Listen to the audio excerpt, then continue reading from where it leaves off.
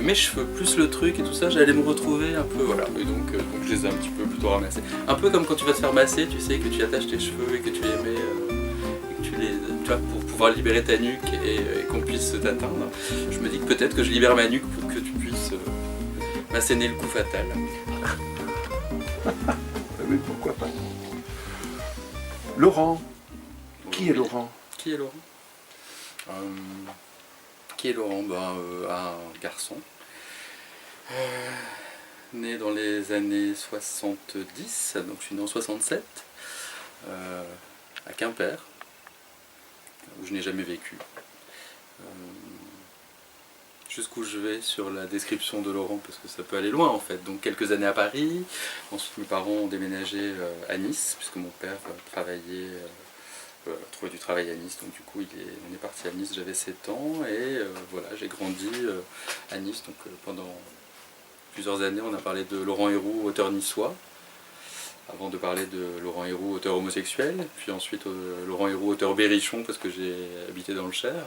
Et aujourd'hui, bientôt, j'espère qu'on dira Laurent Héroux, auteur bruxellois, ce sera juste merveilleux. D'accord. Revenons en arrière au tout jeune Laurent. Oui. Qu'est-ce qu'il a dans ça? Il a déjà une bibliothèque, le jeune Laurent, quand il a 10, 15 ans, 20 ans? Je lisais pas mal de choses. Alors j'avais, 10-15 ans. Ah oui, 10-15 ans, j'avais vraiment pas mal de trucs et tout ça. Mais c'était 10-15 ans, qu'est-ce que je lisais? En fait, c'est quand même un grand espace, parce que tu sais, on est quand même passé de la bibliothèque rose à la bibliothèque verte. Je pense qu'en Belgique, vous l'aviez aussi, en fait, ces collections.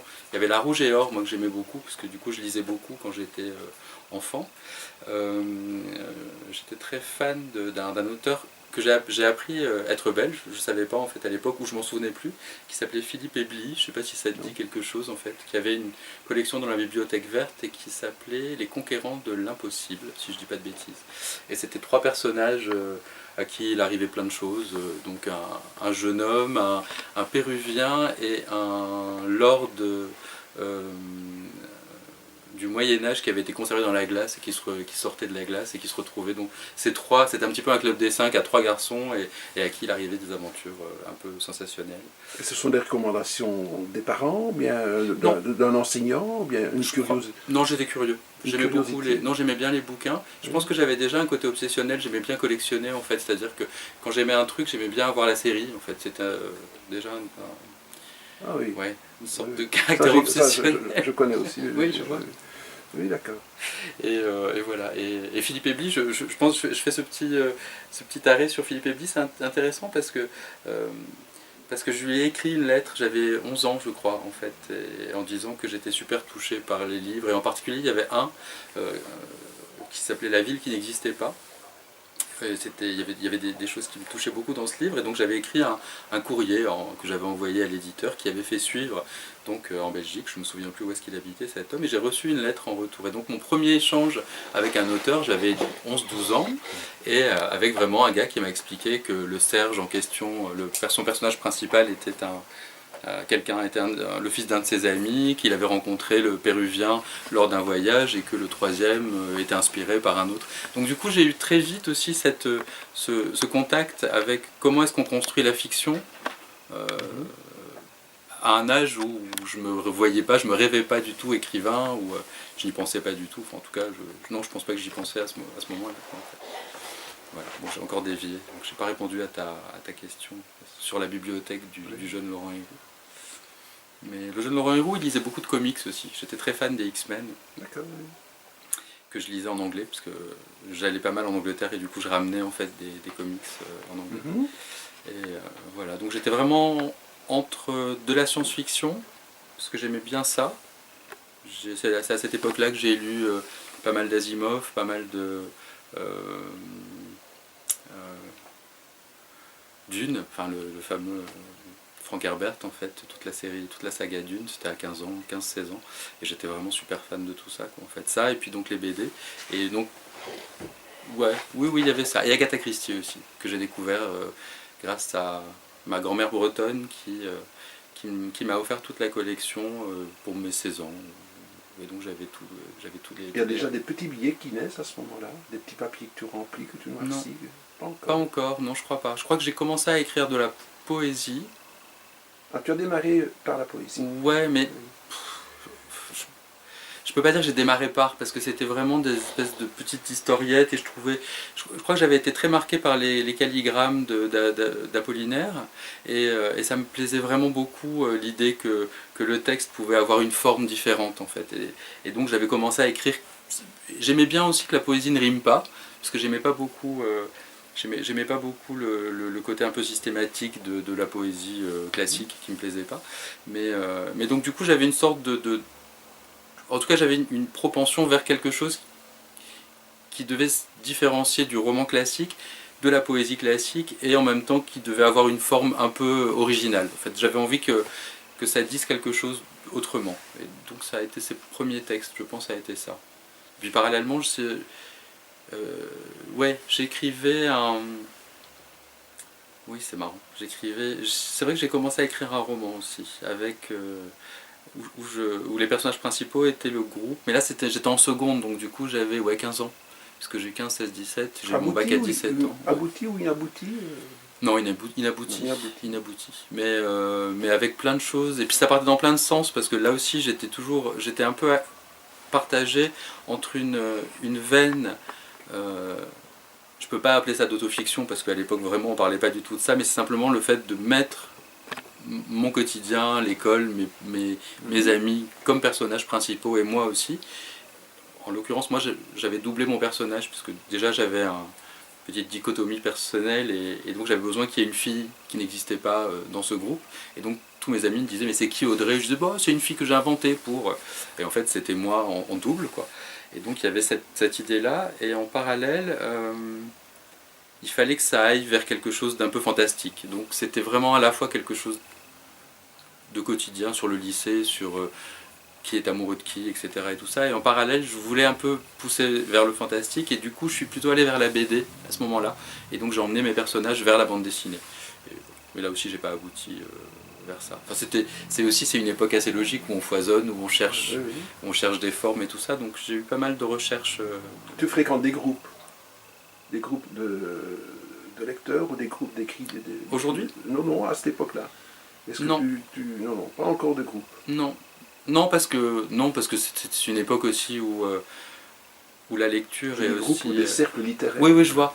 Non, parce que je te dis, je pense que vraiment par rapport au fait que la lecture c'est quand même c'est le boulot quoi, enfin c'est le lycée, c'est le collège, c'est donc du travail obligatoire, c'est des lectures obligatoires, donc au-delà de ça, non, je pense pas qu'on en parlait beaucoup. Le seul truc qui pourrait rapprocher ça et qui était assez amusant, c'est qu'en seconde, qui est une classe importante pour moi parce que c'est là où j'ai vraiment rencontré des gens qui sont toujours très importants dans ma vie, on avait un groupe et on faisait circuler un cahier dans cette classe en fait où on se parlait.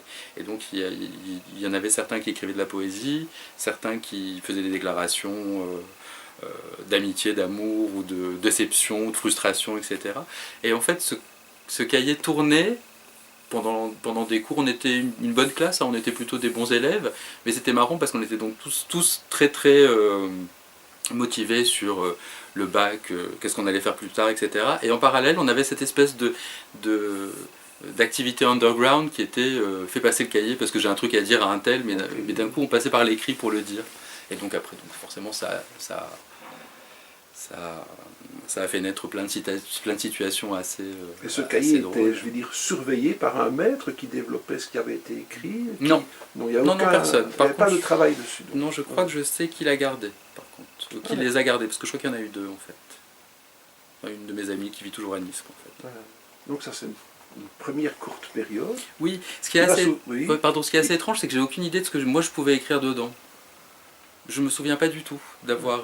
alors poésie, non, sûrement pas, mais sans doute des réactions, et c'était marrant, c'était un peu notre Facebook de l'époque, hein, quand on y pense, puisqu'il y avait action et réaction, quelqu'un disait quelque chose, et puis les autres réagissaient, voilà. Et après on en parlait aussi, donc c'est ça qui est... Mais on parlait peut-être pas du contenu sur un plan littéraire, mais plutôt de ce qu'on s'était dit, et de l'échange d'émotions, voilà, exactement. Ouais, tout à fait. Ouais, c'est marrant ça, c'est drôle de repenser à ça, ouais, c'est chouette. Oui. Ouais, c'est des jolis moments. Et puis des moments tristes, et puis des moments d'amour aussi. Et puis, oui, des moments d'amour aussi. Je dirais, les filles étaient amoureuses d'un garçon qui s'appelait Marc, et dont j'étais amoureux moi aussi. Et Marc a eu un cancer à 17 ans. Et donc ça a été aussi une découverte douloureuse en fait, de qu'est-ce qu'on pouvait se dire, ou qu'est-ce qu'on pouvait... comment est-ce qu'on pouvait vivre en même temps bah, qu'on se battait pour avoir les meilleures notes, pour avoir le bac, pour avoir une mention, pour continuer à faire des études, pour que Marc ait ça aussi, ce qu'il a eu, hein, parce que malgré tout, tout en passant sa chimio, en étant opéré 3 fois dans l'année, il a eu, je crois, une mention très bien au bac et tout ça. C'est un garçon brillant, il est toujours vivant. Et c'est... Oui, c'était des...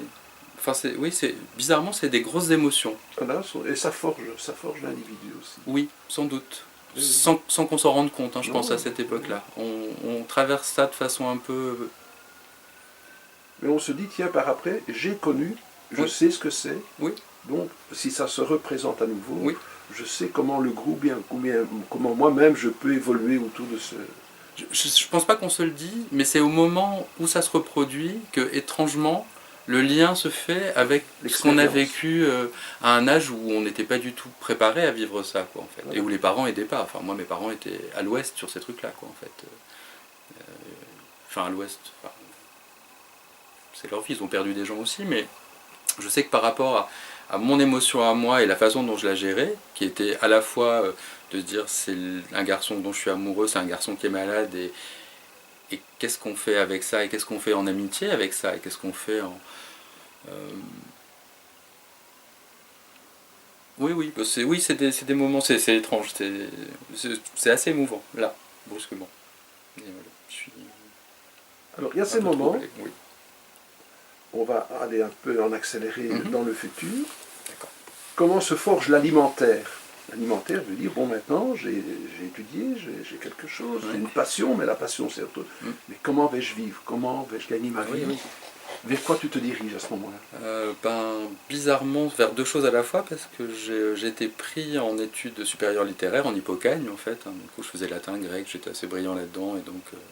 j'avais forcément ma place dans les études littéraires spécialisées, mais parallèlement je viens d'une famille de médecins, enfin pas du côté, pas mes parents, mais plutôt la génération d'au-dessus. Mes deux grands-pères étaient médecins, et moi je me dirigeais vraiment depuis l'enfance vers ça. Je voulais vraiment être médecin aussi, et au moment du choix, après le bac, je me suis dit, bon je suis pris en Hippocagne, j'ai envie d'aller en médecine, qu'est-ce que je fais? J'avais un bac littéraire, je suis parti en médecine en fait, et du coup j'ai fait des études de médecine avancé, compliqué.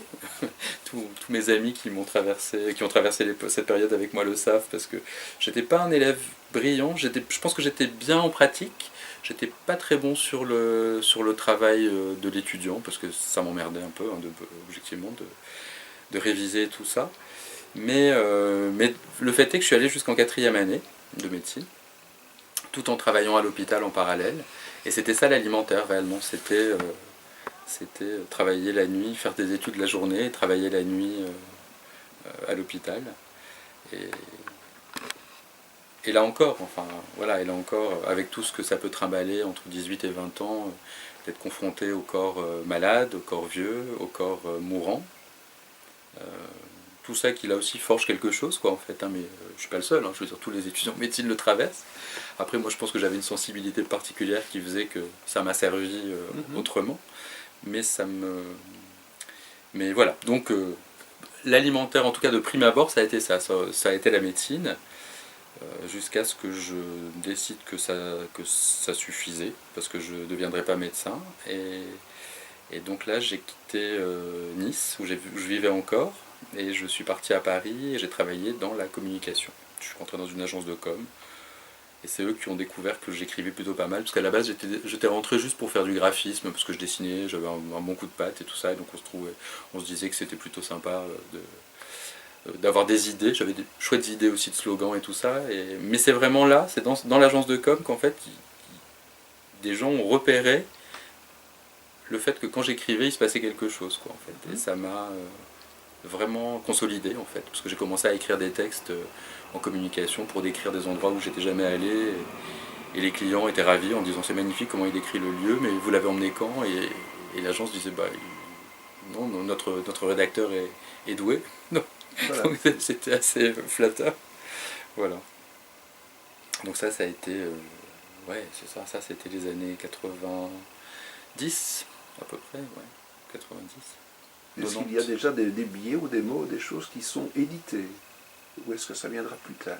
Je crois que ça viendra plus tard. Ça viendra plus tard. Donc là, je réfléchis, mais je crois pas. Non, je crois qu'il y a vraiment.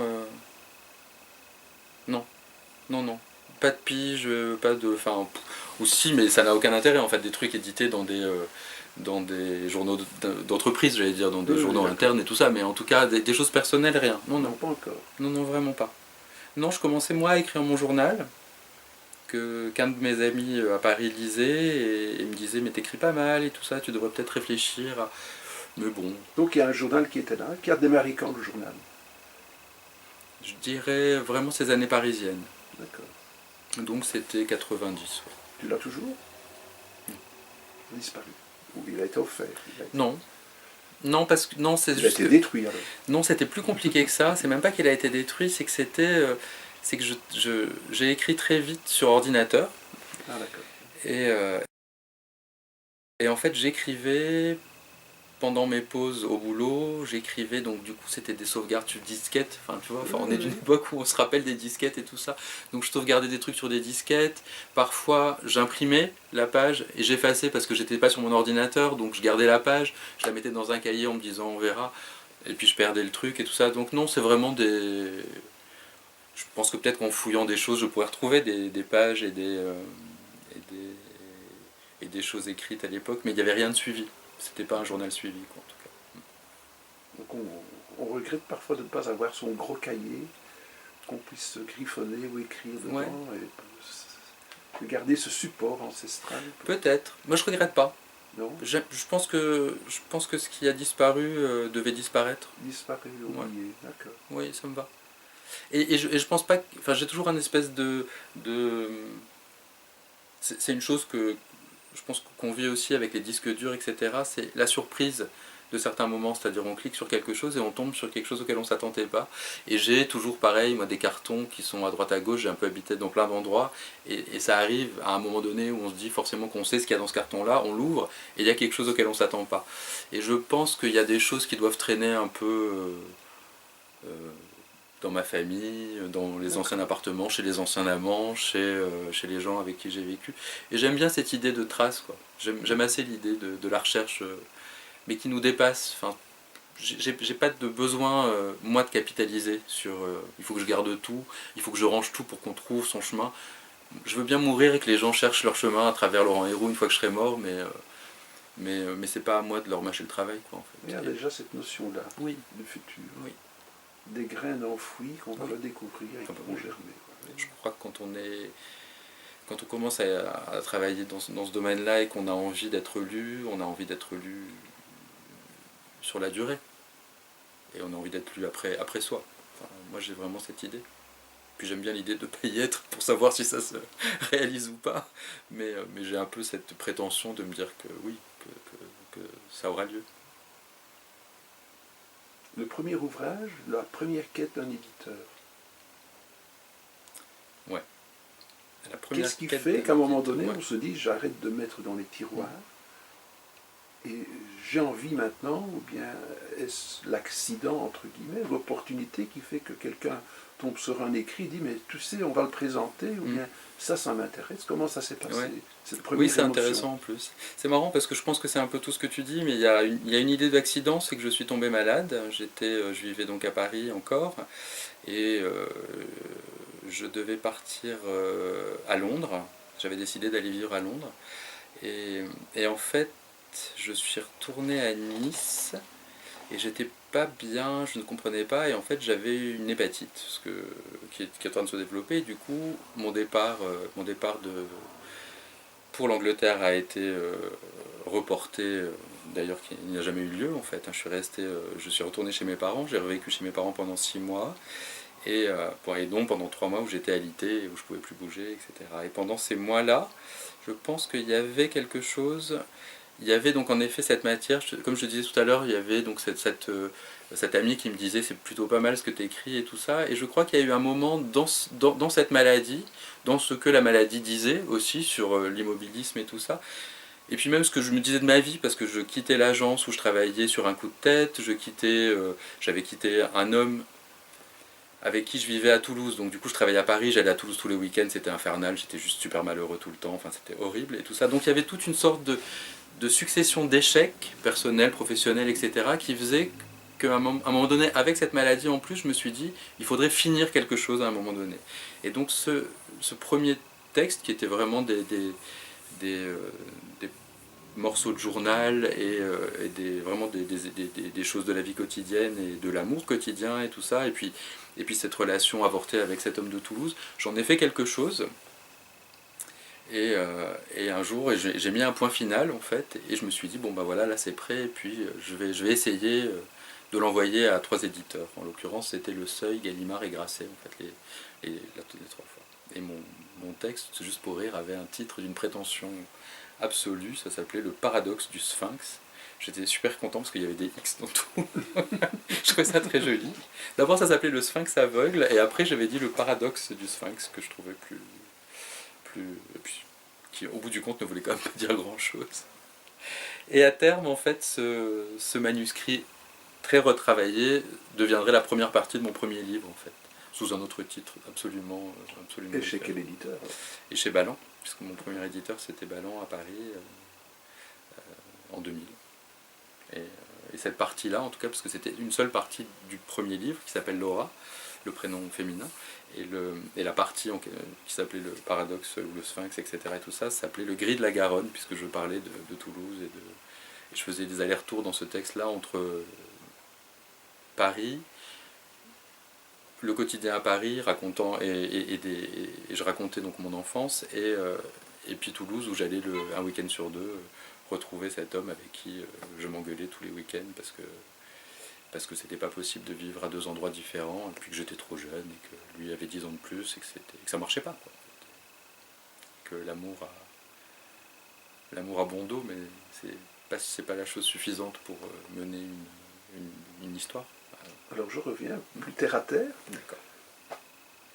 L'accueil auprès des libraires de cet ouvrage qui existe, ouais, qui doit être vendu, donc il est là.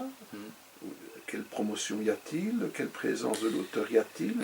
Quelle demande de la part du monde des libraires y a-t-il? C'est étrange parce que c'est un premier livre, donc du coup, quand on est... moi j'habitais à Nice, donc du coup, puisque j'étais retourné chez mes parents, j'avais rencontré quelqu'un d'autre, donc je m'étais installé avec cette autre personne quand le livre est paru. Mon éditeur était à Paris, donc j'avais une attachée de presse, parce que Ballant était une maison suffisamment grosse pour qu'on ait une attachée de presse qui s'occupait de nous.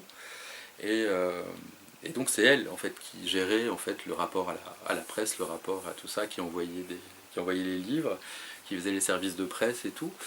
Et du coup le rapport avec les libraires c'était assez compliqué parce que moi j'étais loin donc du coup de l'éditeur, donc je les voyais pas, je voyais pas comment ça se passait réellement. À Nice même où j'habitais, j'allais à la Fnac qui était pour moi un point d'appui. J'allais voir, il y avait 3 librairies à Nice à cette époque qui étaient, donc du coup j'étais allé avec mon livre en disant voilà je viens de sortir un livre, est-ce que...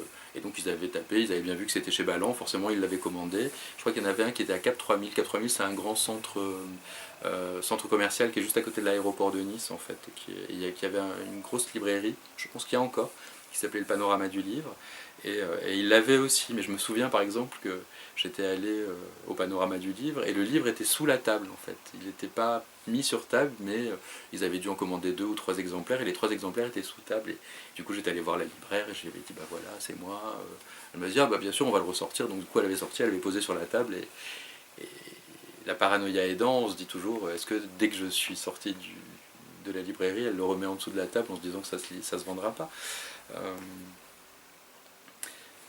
Je ne sais pas si je réponds à ta question, mais vraiment c'est vrai que c'est ça le début du lien avec les libraires, c'est ça, c'est qu'on a sorti un livre, on a fait quelque chose, on a envie de le voir. Enfin, je crois qu'il y a une partie de mon journal où je crois que où je chronique hein, la parution et tout ça, et où je dis que je me cache dans la FNAC pour regarder si les gens le... Parce que la FNAC par contre avait fait une pile, ils en avaient une dizaine, et comme le bouquin était de 400 pages, donc c'était quand même un pavé, donc on le voyait. Et j'allais à la FNAC et je regardais si des gens le prenaient en main, quoi, en fait. Et quand les gens le prenaient en main, j'étais super content. Quand ils le reposaient, j'étais déçu, et puis après je me disais non mais on va me prendre pour un malade, et voilà. Et en même temps, c'est cette année-là que j'ai commencé la FNAC, donc où, après 6 mois d'attente, parce que c'est compliqué d'avoir un premier livre qui sort et d'avoir... on a envie qu'il y ait des interviews, on a envie que la presse en parle. La presse, on n'a pas parlé tant que ça, en fait. Mais oui, on a envie de plein de choses, et du coup, après 6 mois, j'ai fait un peu une mini-dépression, et sur un coup de tête, je suis allé me présenter à la FNAC en disant voilà, je cherche du boulot, et ça tombait bien. Il y avait 2 nanas qui étaient enceintes et qui partaient en congé maternité, donc j'ai eu la place immédiatement. On m'a dit en plus, vous êtes écrivain, donc bien sûr on vous prend en librairie. Et voilà. Je souris, un homo qui va remplacer 2 nanas, c'est super. C'est drôle. C'est vrai. Mais en fait, c'était 2 nanas enceintes, et moi j'étais un peu un homo avec un bébé dans la FNAC. Donc finalement, il y avait quand même une... Oui, je comprends un petit peu ce que tu dis au niveau, parce que bon, en tant que libraire, en tant que vendeur, c'est vrai que tu as un coup de cœur, donc tu viens de faire rentrer 10-15 bouquins de ton coup de cœur, et puis tu le proposes évidemment au client, va-t-il le garder? Est-ce qu'il ne va pas, dès que tu as le dos tourné, le déposer? Donc je peux concevoir aussi que l'auteur ait le même stress. Tout à fait. Voir, tiens, mais que va devenir mon livre? Il le prend, il est curieux, il le garde, il le dépose. Oui. Voilà, ça, oui. Et sans compter, sans aller trop en avant déjà dans l'activité de libraire et tout ça, le fait qu'une fois qu'on devient libraire, on voit aussi les autres auteurs faire la même chose, venir, etc. On voit aussi ceux qui trouvent leurs livres sous la table et regardent que les libraires ne les voient pas, et essayent de remettre leurs livres sur une table en faisant une autre pile à la place d'un autre, et c'est assez touchant comme geste quand on voit ça, parce que moi je mesure vraiment la détresse que c'est, enfin, pour un auteur de ne pas être vu. Déjà de ne pas être vu, de savoir qu'on a travaillé, et de ne pas avoir ce travail-là reconnu, ne serait-ce que par l'acte d'achat, parce qu'il y a l'acte d'achat qui a une première reconnaissance, il y a la lecture qui a une deuxième, il y a la presse qui a une troisième, il y a le fait de pouvoir en parler qui est une quatrième. On a parlé tout à l'heure des rencontres, et ça aussi, une rencontre et puis 2 personnes dans le public, c'est aussi dramatiquement douloureux. Et 300 personnes face à soi, c'est beaucoup plus agréable, mais je pense que ça peut être aussi une douleur autre, parce que c'est pas 3000, et puis quand c'est 3000... mais bon, oui, après c'est... Un moment frustrant pour le libraire aussi, ou bien peut-être même, enfin, c'est quand la dame rentre, le monsieur, avez-vous... oui, le voilà. Ah mais merci, je voulais ça. C'est mon beau-frère qui l'a écrit. Ouais, non, ça c'est terrible. Ça c'est terrible. Ça je suis d'accord. Mais au-delà de ça, enfin, je pense à tous les gens qui viennent dire je viens acheter ce livre parce que c'est le mari du cousin de ma voisine, ou de la voisine de ma concierge en fait. Et d'un coup, enfin, c'est étonnant à quel point les gens ont besoin de se situer par rapport à, en fait, comme si ça leur donnait une légitimité, ou ça donnait une légitimité au livre, ou on sait jamais trop en fait ce que les gens cherchent quand... Mais je crois que si, peut-être que l'être humain, qu'il soit écrivain ou qu'il soit quoi que ce soit, cherche la reconnaissance. Donc peut-être qu'on est tous, on cherche tous la même chose. En tant qu'écrivain, on a l'impression que c'est légitime parce qu'on a produit quelque chose, et donc on se dit que cette reconnaissance-là doit passer par ça. Mais je me dis que n'importe qui a droit à cette reconnaissance. Je fais une parenthèse. Je me dis toujours en fait qu'à plein de moments dans ma vie, et même dans mon écriture, puisque je parle de cette reconnaissance-là, je parle de cette demande, je parle aussi du fait que je me suis toujours dit que pour moi c'était important que mes amis ou que les gens autour de moi s'intéressent à ça, à mon activité. Et il y a eu plein de moments dans ma vie où je me suis dit, mais est-ce que je sais vraiment de ce qu'ils font, mes potes, comme travail ? Et est-ce que je m'intéresse à eux vraiment en fait? Mais c'est pas une parenthèse, c'est justement ce que j'allais aborder avec toi. Non, ça tombe bien, c'est extraordinaire. Parce que justement, bon... c'est l'intérêt qu'on peut avoir sur les autres, mais l'intérêt qu'on a sur son propre ouvrage. Et c'est le fait alors de se spécialiser dans un genre littéraire. Oui. Est-ce qu'il va plaire? Est-ce qu'il ne va pas plaire? Est-ce qu'il va susciter la curiosité? Est-ce que moi je suis curieux vis-à-vis des autres? Bien sûr. C'est ça. Donc, oui. Alors, à la base, moi j'étais ce que je disais, c'est d'être curieux même par rapport à l'activité des autres, même pas sur les autres écrivains, mais déjà ça,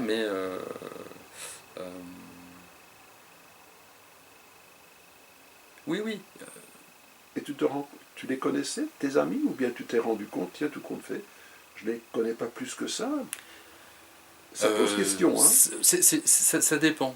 Ça dépend. Non, je me suis dit, je me suis rendu compte que je pouvais être injuste. Parce que les amis, oui, plutôt les amis, je sais ce que mes amis font, et en fait, peut-être pas de façon profonde, c'est-à-dire que après ça dépend qui, ça dépend quoi, ça dépend quelle profession, ça dépend aussi quelle subdivision de telle profession avec une spécificité tellement professionnelle que je comprends pas ou que je m'intéresse pas assez pour comprendre, ou que même la personne ne le met pas en avant suffisamment, à la différence de moi. Voilà, je sors un livre, plutôt je dis je sors un livre, quoi. Voilà. Mais non, je pense que j'ai peut-être été plus injuste auprès parfois de connaissances ou de membres de ma famille, en me disant mais c'est fou, ça les intéresse pas du tout ce que je fais. Et puis je me suis dit non, mais en même temps je me fous de ce qu'en font mes cousins. Alors, je me suis jamais intéressé vraiment à mes cousins. Pourquoi est-ce qu'ils s'intéresseraient à mes livres de la même façon, donc alors peut-être il y a un truc un peu prétentieux du coup qui se met en place, et on se dit parce que écrire un livre c'est plus exceptionnel qu'avoir un travail quotidien. Bah en fait non, c'est un travail comme un autre, quoi. En fait on fait un travail, c'est peut-être exceptionnel dans le ça peut pas être exceptionnel pour soi, c'est ce qu'on fait, c'est ce qu'on sait faire, donc après voilà, c'est un travail, c'est ce qu'on sait faire. Donc ça veut dire qu'on a abordé le sujet ou la notion de curiosité. L'autre va-t-il être curieux? Est-ce que dans l'écriture, on se dit, tiens, qu'est-ce que je vais maintenant faire pour accrocher? Est-ce qu'il y a cette notion-là? Moi, ça marche jamais comme ça, en fait. Non, ça marche jamais comme ça. Parce que si on reste toujours derrière le rideau... Bien sûr. Qu'est-ce que je vais faire dans mon écrit pour ouvrir ce rideau, pour que le regard de l'autre puisse m'atteindre? Ben, c'est drôle parce que moi j'ai toujours eu l'impression... Est-ce que j'ai toujours eu l'impression? Est-ce que c'est vrai? Je vais retourner ta question. La question qu'on pose souvent à un écrivain, c'est, en tout cas un écrivain qui, comme moi, qui est plutôt dans l'autofiction, c'est-à-dire qui raconte sa vie, etc., c'est que la question du public ou la question des gens qu'on rencontre, c'est « Ah, parce que ta vie, elle est tellement intéressante ». Et donc, du coup, c'est très... La violence de cette question, parce que vraiment, elle est violente, style t'as pas le droit d'écrire parce que tu racontes ta vie et que forcément ta vie est pas plus intéressante que la mienne. Moi, à l'opposé, j'ai toujours dit, et il y a une interview que j'avais donnée dans laquelle j'avais exprimé, j'estime que la vie de chacun est matière à roman, en fait. Il suffit juste de savoir prendre, de savoir la prendre, de savoir la façonner, de voir ce qu'il y a à l'intérieur. Et après, je pense qu'il faut avoir un talent pour faire remonter la chose, ou pour pouvoir la tricoter avec quelque chose. Enfin, et après, chaque écrivain fera une chose différente avec la vie. Mais je pense que la vie, de toute façon, et le quotidien est porteur de 1000 anecdotes, de mille choses, d'une matière infinie. Enfin, et d'ailleurs, c'est même pour ça qu'il y a autant de livres, autant d'écrivains, et quel que soit le degré de talent. Donc, je me perds un peu en fait dans ta question et dans mon... la curiosité. Mais c'est vrai que c'est cette curiosité. Et non, tout ça pour revenir sur le fait que quand les gens m'agressent, parce que je pense que c'est une agression sur est-ce que ta vie est si intéressante que tu as besoin de raconter ta vie dans tes livres, moi je me suis toujours dit, et j'ai eu une discussion il n'y a pas très longtemps avec Pascal Fontenot, que tu connais en fait, autour de cette notion d'écriture, et elle me disait que je faisais partie des auteurs qui n'allaient pas vers le public, justement, en fait, qui ne cherchaient pas à l'accrocher, et que c'était du coup un peu je dirais, ma balle tirée dans mon propre pied, en fait, qui était que j'écrivais comme j'écris, et que j'estimais en fait que c'était au lecteur de faire un pas vers moi, en fait. Et Pascal disait, parlant de son écriture, elle disait l'inverse, elle disait, moi j'ai tendance à essayer de tendre la main au lecteur, en fait, dans un livre. Ça n'empêche pas que la chose dite chez moi, comme chez elle, est une chose importante, mais il y avait chez elle une volonté de tendre la main, un peu ce que tu dis pour accrocher le public, alors que chez moi, il n'y a pas cette volonté. Enfin, moi, j'ai pas je pense pas que je commence un livre ou que je commence un texte en me disant « Ah ça va marcher ». Je me dis juste voilà ce que je fais. Quand c'est fini, je me dis bah c'est fini, je suis content. Quand l'éditeur me dit on publie, je suis heureux. Quand le livre sort, je suis content. Quand il y a 5 ventes, je suis désespéré. Et je continue. Et je continue et je vais sur le suivant parce que mon chemin est comme ça. J'ai une image, je suis en train de sourire parce que je pense à une image. Je pense que je vais mettre la main dessus. Où est-il? Voilà. Regarde la curiosité. Laurent Godet. Tu vois cette image, cette petite vieille qui entrouvre le rideau. Donc c'est l'auteur qui est peut-être là, qui va, comme on le disait tantôt, ouvrir le rideau pour se montrer, ou bien pour voir ce qui se passe de l'autre côté. Ou est-ce le public? Tu vois, bien sûr. Voilà. C'est écarter légèrement et montrer le bout du nez, qu'est-ce qui se passe de l'autre côté. Mais il faut le faire. On ne peut pas toujours laisser les tentures ou le rideau fermé. Non, on ne peut pas. Et moi, je pense que les lectures, justement à haute voix, les lectures publiques, les mises en scène et tout ça, sont ces moments où, comme tu dis, on ouvre le rideau. Mais je ne pense pas qu'on doive... Je pense pas qu'on ait un geste... Enfin, je pense pas qu'on écrive pour les gens. Je pense qu'on écrit parce qu'on écrit. Je crois que les gens sont là, ou pas. De toute façon, le livre existe. Donc, le lecteur existe et le livre existe. Donc, de toute façon, la lecture existe. Donc, le potentiellement lisible est là. Donc, les gens peuvent prendre le livre, le lire et avoir un avis dessus. Après, la rencontre ne se fait pas pour 1000 raisons. Parce que ton éditeur n'est pas dans toutes les librairies, parce que la distribution est mal faite, parce que la diffusion est mal faite, parce que la couverture est moche, ne serait-ce que sur un truc absolument marketing, voilà, ça peut aussi passer par ça, parce qu'il y a 0 article dans la presse, donc tout le monde sait qu'une fois qu'il y a un article dans la presse, ça déclenche des envies. Je crois qu'il y a 1000 raisons pour lesquelles un livre a du succès ou un livre n'en a pas. Et de la même façon, il y a 1000 raisons pour lesquelles un auteur a du succès ou pas. Et moi, j'ai toujours pensé que ça arriverait un moment. J'ai un peu 15 livres. Là, derrière moi, c'est le 15e là, qui est sorti. C'est pas produit. Pas encore, en tout cas pas de façon... Il y a, Dieu merci, des gens qui se sont intéressés à mon travail, des gens qui m'ont lu, des gens qui ont travaillé sur mon travail, etc. Donc il y a quand même un mouvement, mais je ne suis pas dans le grand public, je ne suis pas connu, on ne m'arrête pas dans la rue. Je n'en rêve pas du tout non plus qu'on m'arrête dans la rue, mais voilà, j'ai pas passé ce cap-là. J'ai une espèce de foi un peu naïve qui me dit que ça va arriver. Et puis que c'est pas un frein, en tout cas. Le fait que ça n'arrive pas n'est pas un truc qui fait que je ne vais pas que je ne vais pas écrire, que je ne vais plus écrire. Je n'écris pas pour je n'écris pas pour vendre des livres. J'écris par contre pour les lire en public. Ça, j'adore ça en fait. Vraiment, c'est un plaisir incroyable.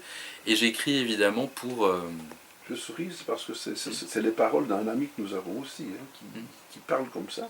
C'est bon qu'il a une épouse qui dépoussière le bureau, qui voit une rame de papier, qui se dit tiens, hop, et je l'envoie. Mais il y a des gens beaucoup d'artistes, beaucoup d'écrivains, beaucoup de penseurs sont comme ça. Voilà, c'est pas de l'alimentaire, ça. Ah non. En tout cas, ça alimente pas la même chose. Ça alimente, ça alimente sa vie, ça alimente plein de choses. Mais je suis d'accord, c'est pas d'alimentaire. Mais en même temps, c'est quand même... Tout à l'heure, quand je disais c'est un travail, c'est vraiment cette notion. Il y avait justement cette...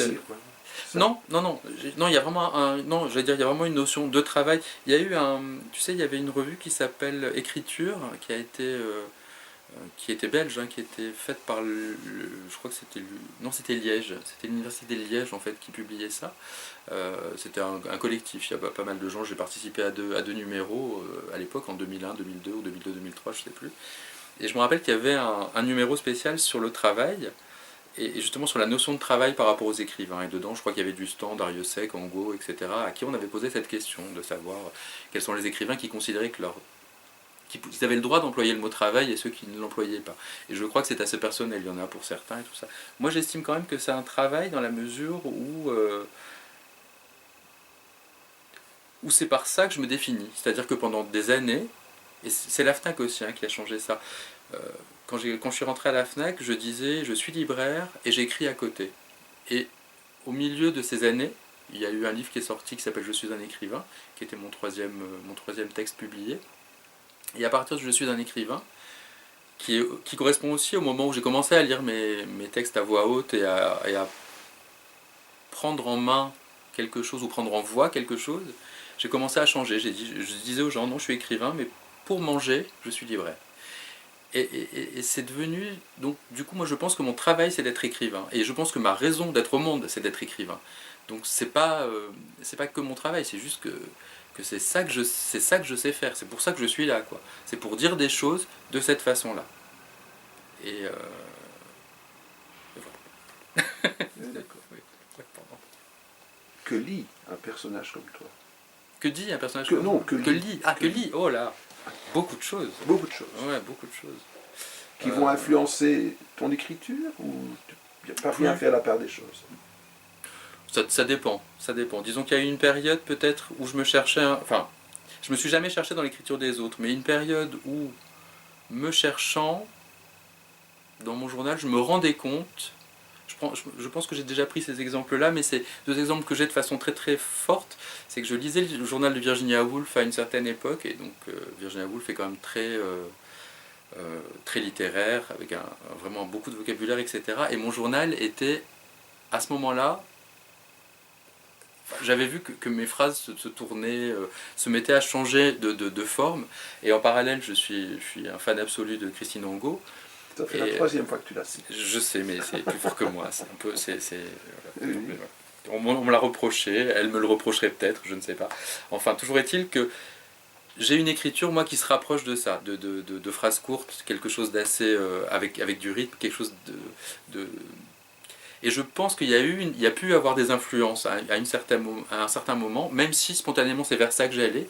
Et plutôt les auteurs que j'affectionne sont des auteurs qui ont un sens du rythme. C'est-à-dire, j'aime beaucoup la répétition dans les textes, j'aime beaucoup. Voilà. Après, ça, je fais une anecdote aussi là aussi. Il y a un truc qui m'a toujours très énervé. Souvent, tu sais, par exemple dans Les Inrecuptibles, je me rappelle, il y a cette petite question à la fin où on interroge un artiste et on lui demande quel est votre livre de chevet, quel est votre film préféré, et souvent j'ai vu, alors je relis Guerre et Paix tous les 3 soirs, où j'ai j'ai toujours beaucoup de mal avec cette espèce j'allais dire de prétention autour de forcément il faut que ce qu'on lise soit des grands livres, ou que la référence qu'on donne soit forcément des grands noms, ou des gens morts en général, ce qui est assez pénible en fait. Moi je lis vraiment beaucoup de choses, je lis beaucoup de contemporains, parce que je crois que c'est super important de lire les gens qui sont en train de faire le travail en fait, parce que c'est là que ça se passe, quoi. La langue la langue elle vit, la langue elle est écrite, elle évolue avec et je trouve merveilleux, en tout cas je suis entouré d'auteurs incroyables. Tu en as rencontré un samedi, Yannick Kujava, qui est quelqu'un de brillant, Christophe Grossi, qui est un de mes amis, qui est un garçon avec une plume magnifique, qui vient de sortir un livre qui s'appelle Corderie à l'Atelier Contemporain, et qui va venir lire à Bruxelles justement en mai, et qui est quelqu'un d'extraordinaire aussi. Et dans l'écriture, au-delà de l'humanité, enfin, c'est des gens qui sont extraordinairement amis et humains, mais c'est des écrivains merveilleux, et je trouve que c'est important d'être dans la proximité, en fait, dans la proximité des textes, dans les textes qui sont en train d'être écrits, dans tout ça. Voilà, je crois que c'est important, et ça n'empêche que moi aussi j'ai plein de références, et que j'adore avoir auprès de moi Mrs. Dalloway sur ma table de nuit, même si j'ai toujours lu par morceaux et jamais en intégrale, parce qu'il y a des livres qui sont à la fois effrayants et magnifiques. Il y a un livre que j'adore aussi, c'est le Rebecca de Daphné du Maurier, qui est aussi un très beau livre. C'est une histoire qui me touche beaucoup, et c'est une écriture qui me touche beaucoup. J'aime beaucoup je lis en anglais aussi. J'aime beaucoup les écritures anglo-saxonnes en général. J'ai aussi une sensibilité vers cette langue-là, qui fait que j'ai beaucoup de livres en langue anglaise en fait auprès de moi. Et voilà. Mais qu'est-ce que lit Laurent Héroux? Laurent Héroux lit de tout, quoi.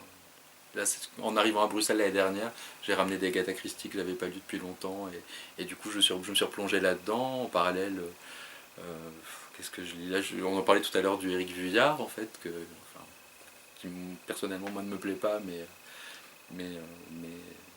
oui, ça va du prix Goncourt à de la poésie. J'ai découvert Laurence Vielle il n'y a pas très longtemps. Et je trouve que c'est une écriture aussi extraordinaire, quoi. Et en plus un personnage extraordinaire avec une façon de lire extraordinaire et une façon d'interpréter et d'incarner les textes d'une façon rare. Je lis beaucoup de choses. Je lis beaucoup de choses. Et puis là, j'appartiens depuis, parce que je peux le dire en fait, depuis lundi, à un groupe, un club de lecture secret. Et voilà, et j'aime bien donc le fait de dire que j'appartiens à un club de lecture secret. Et en fait, donc il va y avoir des nouvelles propositions de lecture, puisqu'on s'est donné un peu une lecture par mois, un peu imposée, en se proposant des choses. Et donc j'aime assez l'idée d'être... Des choses éditées ou des tapuscrits ou... Non, des choses éditées plutôt. Oui, à la fois des envies de lecture ou des choses que les autres, ou même soi, ont déjà lues et ont envie de partager. Et puis de partager ce dialogue-là, quoi. Enfin, moi, je trouve ça super de pouvoir parler de passer une soirée. Un club de lecture, ça fait vieille dame, moi j'adore ça. C'est ce qu'on fait nous régulièrement. C'est vrai, oui.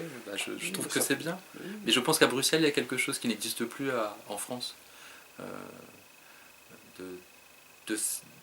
Autour de ça, en fait. Je crois qu'il y a un contact qui existe encore entre les gens. Qui, en tout cas à Paris, n'existe plus. Et peut-être que dans les patelins, ça existe encore, mais tant mieux, en fait. Je trouve que c'est bien que la lecture soit un lien entre les gens. Je parle beaucoup, je trouve. Mais c'est vrai, c'est une vie qui défile, évidemment. Donc, oui. On va zapper 1001 choses. Oui, la rencontre avec Nicolas. De Éléments de langage. Comment l'as-tu croisé? C'est assez amusant, en fait. Il se trouve que je sous-louais un appartement dans la rue Rodenbach, qui est juste à l'angle de là où Éléments de langage est situé. Et j'ai emménagé en fait dans cet appartement en janvier l'année dernière, le 1er janvier exactement. Et en marchant, en allant faire mes courses, je suis passé devant Éléments de langage qui était fermé puisque Nicolas était en vacances. Et je crois que Éléments de langage rouvrait le 10 ou le 12 janvier ou quelque chose comme ça. Et donc j'ai été donc attiré par le nom, par le atelier de littérature contemporaine, je crois, ou d'écriture contemporaine. Et donc du coup je me dis c'est quand même fou d'habiter juste à côté et tout ça, donc je suis allé regarder un peu ce qu'il faisait, j'ai trouvé ça plutôt chouette, le site et tout, et donc j'ai pris son mail, j'ai envoyé un mail en disant voilà, je suis un auteur français, j'habite là, ce serait sympa si vous avez du temps qu'on se rencontre et puis qu'on parle, moi j'aime bien faire des lectures et tout ça, voilà, ça a été comme ça. Et donc Nicolas m'a répondu en revenant de vacances en disant passez à mardi, puisque c'est le mardi après-midi qu'il tient permanence de façon... ouverte vers le public. Et voilà. Et en fait, je crois que ça a été un coup de cœur, j'allais dire réciproque, parce que en 5 minutes, on se parlait comme si on était des amis. Je lui avais apporté un livre que je lui ai offert, il m'a offert un des siens. On s'est lu rapidement, vraiment, et on a eu beaucoup de plaisir à parler à la fois de littérature, à la fois de la vie à Bruxelles, puisqu'il est français lui aussi, ça fait longtemps qu'il vit ici, et puis de plein de choses, on s'est retrouvé plein de points communs, et puis aussi cette envie de faire des choses très rapidement, on s'est dit on va faire des choses ensemble. Et il se trouve que, en effet, on fait des choses, outre la publication avec lui, qui vient d'être finalisée, du dernier, c'est chez Nicolas en fait que j'ai repris, j'organisais un cycle de lecture dans le Cher où j'habitais avant. Et en fait, je faisais venir des écrivains et puis on lisait. C'est une série qui s'appelle Klaxon. On avait appelé ça Klaxon. J'expliquerai peut-être plus tard ou pas. Enfin, c'est bien que les gens cherchent aussi. Et donc le premier klaxon de printemps s'est fait parce qu'il y a un klaxon de printemps et un klaxon d'automne. Et donc celui de printemps s'est fait chez Nicolas, donc à Éléments de langage. Et tout de suite, il a été emballé en disant d'accord. On va parler du petit dernier. Parlons du petit dernier. Parlons du petit dernier. Je vais attraper qui est ici. J'aurais pu le prendre pour toi. Voilà. Le petit dernier. D'accord. Je le prends? Ah oui, je le prends, d'accord. Bonjour petit dernier, qui a un très joli poinçon.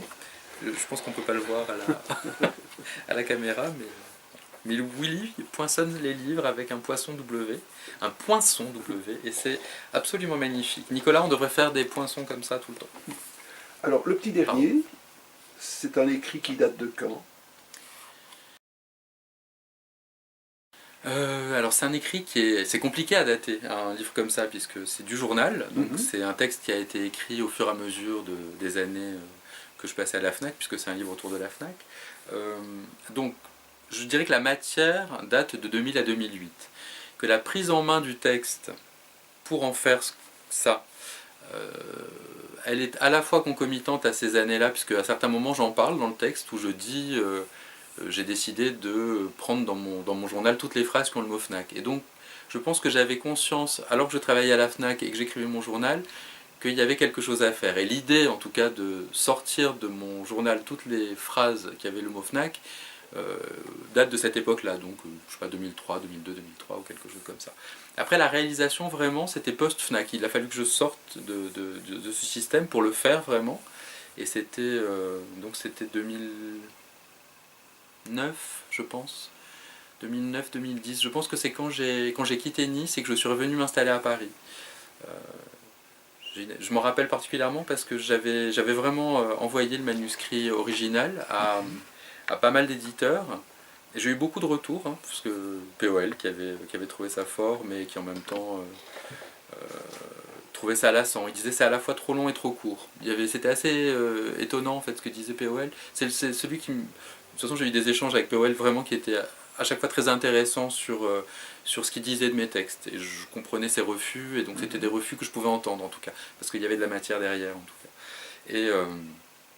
Mais je me rappelle particulièrement du Dilettante, que je déteste hein, personnellement, mais du coup d'autant plus, parce que je leur avais envoyé le petit mot, et quand je suis allé donc j'ai reçu un refus pas du tout argumenté, et je suis allé le récupérer, donc, puisque j'habitais à Paris à ce moment-là, et quand je suis rentré, je suis tombé sur l'éditeur, à qui j'ai dit je viens chercher un manuscrit, et quand il me l'a rendu, il m'a dit ah c'est vous, oh qu'est-ce qu'elle était bien votre blague, et donc j'ai été très vexé, mais vraiment très vexé, et vraiment il a ri en face de moi pendant longtemps, et je me suis pas défendu parce que je pense que c'était pas l'endroit et tout, et je pense que je lui en ai voulu et je lui en voudrais tout le temps. Et je suis ravi que ça existe, et je serais encore plus ravi que ce soit lu, et je serais ravi que ce monsieur du dilettante tombe dessus et se dise que c'était pas une blague.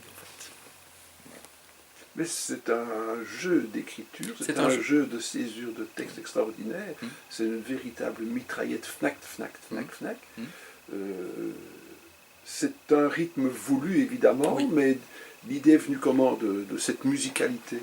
Alors l'idée elle est venue du fait que sortir toutes les phrases du journal qui avait FNAC et les mettre bout à bout, c'était parce que j'ai une écriture qui est très juxtaposée, je mets beaucoup de virgules dans mes textes et tout ça. Je me suis rendu compte en fait que la première mouture de ce texte-là était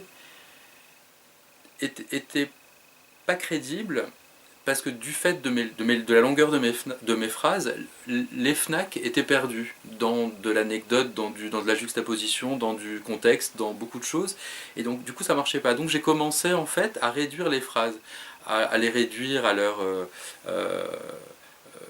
d'abord à enlever les parenthèses, à enlever les apartés, à enlever ce qui ne concernait pas la phrase en elle-même, et même à réduire la phrase. Et en fait, je me rendais compte à chaque fois que je renier un morceau de cette phrase-là, qu'en rapprochant les FNAC, il y avait quelque chose de l'ordre de cette... Ce qui est drôle, c'est qu'au début, le texte s'appelait FNAC Obsession, parce qu'en fait, le but, c'était que j'étais obsédé par ce boulot, en le faisant pendant 10 ans, bah forcément, on pense qu'à ça toute la journée. Mais je me suis rendu compte que de l'obsession, ça passait à ce que tu dis, en fait, hein, cette idée du rythme, cette idée d'à la fois quelque chose qui est comme une mitraillette, en effet, comme quelque chose donc à la fois qu'on reçoit de façon très violente, qui peut être très amusante pour le coup, et donc du coup, faisons une parenthèse, parce que le dilettante a bien fait de rire, parce qu'on peut rire aussi de ces répétitions-là, et en même temps, et en même temps de l'ordre de la poésie. En fait, là, j'ai été invité à lire samedi soir pour une soirée poésie, et spontanément, quand j'ai compris que c'était une soirée poésie, je me dis ah bah mince, j'ai pas ma place, et puis après je me suis dit, on s'en fout, enfin le tout c'est de faire une lecture, et en fait ça fonctionne, parce que ça peut être entendu, parce qu'il y avait un rythme. Parce qu'il y a un rythme, et il n'y a pas toujours dans certaines littératures, c'est vrai. Et donc du coup ce rythme-là, enfin voilà, donc pour répondre à ta question, c'est ça, ça a été vraiment un travail, en tout cas de plus en plus, de réduire les phrases à leur, j'allais dire à leur simple expression. Alors c'est pas, voilà, c'est pas sujet, verbe, complément, oui. Mais c'est sujet, verbe, complément, parfois virgule et épithète, parfois un complément d'explication sur la phrase, mais vraiment, enfin le but c'était que les phrases soient courtes. Et c'est ça qui donne en effet ces répétitions. Il était en l'état lorsque tu l'as proposé à Nicolas? Il était quasiment en l'état. Je crois que j'ai changé, j'ai supprimé des noms de famille. D'accord. Tu vois, c'est ce tac au tac, c'est ce Fnac à Fnac qui a vraiment amusé l'éditeur aussi. Vraiment. Puis qui rentrait bien. Voilà. Sa collection, c'est objets littéraires non identifiés. Il disait, bah, ça rentre, à la fois c'est du journal, mais en même temps c'est autre chose. À la fois c'est de la poésie, mais en même temps c'est autre chose. À la fois c'est de la prose, mais en même temps c'est autre chose. Donc du coup, on était bien dans cette espèce de... Nicolas, il dit souvent, hein, je pense que je le trahis pas en disant ça, il dit que quand je lui ai envoyé ce texte, auquel j'ai pensé forcément par rapport à ces objets littéraires non identifiés, il a lu en disant, ce texte, il est pour éléments de langage. Puis rien que le nom de l'éditeur, élément de langage, avec ce texte-là, il y avait vraiment une... Merde, comment on dit? Ça, je coupe pas. Non, non, c'est pas grave. Non, j'ai coordance, mais c'est pas le mot, une concordance, merci. Oui. Voilà, ça commence. Voilà, j'ai 50 ans. Soyons très terre à terre. Soyons. Le logo, le graphisme, n'a pas été... Il n'y a pas eu opposition de la part de la FNAC? Non, j'ai posé la question. J'avais un contact dans la FNAC encore, à qui j'ai envoyé... que j'ai prévenu en tout cas, en disant voilà, je veux faire ça, qu'en penses-tu? Mais de façon... et lui m'a dit, je ne vois pas trop pourquoi la FNAC se sentirait en danger par rapport à ça. Donc, non, il n'y a pas eu en tout cas. J'ai pas eu de retour de leur part. Moi j'ai envoyé le livre à la FNAC depuis, en tout cas au siège à Paris. J'en ai parlé aussi à la FNAC à Bruxelles, mais pour l'instant j'ai pas de retour. Au siège je sais que le livre existe et qu'il a été lu et qu'il a tourné. Je l'ai envoyé à Denis Oliven aussi, qui était à l'époque PDG de la FNAC et qui est aujourd'hui le patron de Lagardère en France, et qui m'a remercié, donc il a reçu, etc. Donc je sais que, en tout cas, s'il devait se passer quelque chose de cet ordre-là, en tout cas d'une défense de la FNAC ou d'une reprise, etc., je ne sais pas à partir de quoi il pourrait vraiment nous attaquer. C'est un détournement du logo, mais c'est pas exactement la couleur, c'est pas exactement la forme, c'est pas la typo FNAC, parce que c'est une typo qui ressemble. Il y a comme...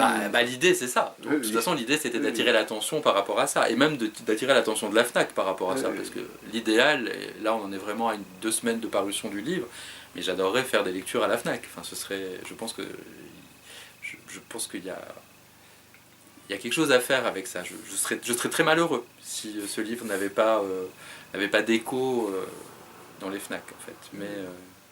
Mais c'est un risque, c'est possible. Et puis c'est l'occasion de passer une fois à la FNAC Toison d'Or. Bah oui, mais je comptais passer les voir tout à l'heure pour autre chose, mais je me dis que c'était l'occasion aussi de leur en parler. Mais oui, Toison d'Or ou Neuve en fait. Oui, Neuve. On est plus Toison d'Or ici. Oui, bah oui, vous êtes plus près. Mais je pense, Laurent, on a passé un très bon moment ensemble. Bah, écoute, il y a encore, je veux dire, 3 heures à oui, parler. Oui, mais forcément, oui. Mais je te remercie beaucoup d'être venu. Ben, moi, je suis super touché par ton invitation et puis par l'émotion, parce que je savais pas vers quoi on irait, et j'ai été surpris moi-même. Je repense vraiment aux années d'adolescence, et vraiment c'était un moment rare. Oui, je trouve que c'est là qu'on peut découvrir les gens, c'est en allant rechercher, réouvrir, écarter.